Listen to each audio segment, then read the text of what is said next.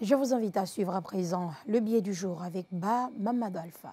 La paupérisation tous azimuts des citoyens guinéens va crescendo et aucun ne peut dire le contraire, sauf ceux qui sont aux affaires, leurs familles et proches. À l'heure qu'il fait, la majorité de la population guinéenne tire le diable par la queue depuis le coup d'État du 5 septembre 2021. Le manque d'emploi, la destruction d'autres, la cherté du panier de la ménagère, la baisse du niveau de vie, sans oublier le phénomène d'incendie, d'accident de la circulation, le manque d'eau et d'électricité démontrent à suffisance que la Guinée se trouve dans une situation de crise profonde.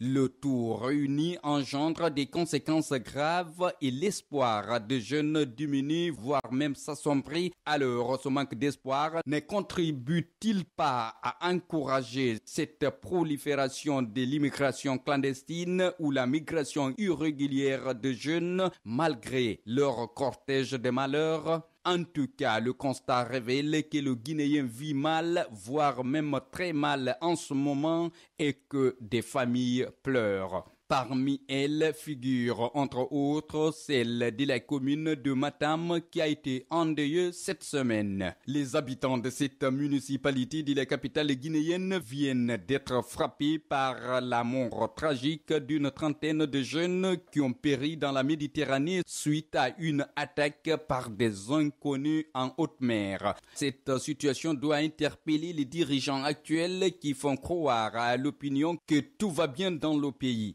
Alors, ce départ massif des jeunes démontre que la pauvreté prend une nouvelle proportion et que tout porte à croire que la couche juvénile est de plus en plus en manque de repères. La junte militaire au pouvoir se préoccupe-t-elle de ce départ massif de sa jeunesse à la recherche du bien-être? Une question qui mérite bel et bien d'être posée puisque les promesses tenues le 5 septembre 2021 peinent toujours à se matérialiser encore. Et on a l'habitude de dire que la promesse est une dette. Donc l'attente ne fait que perdurer.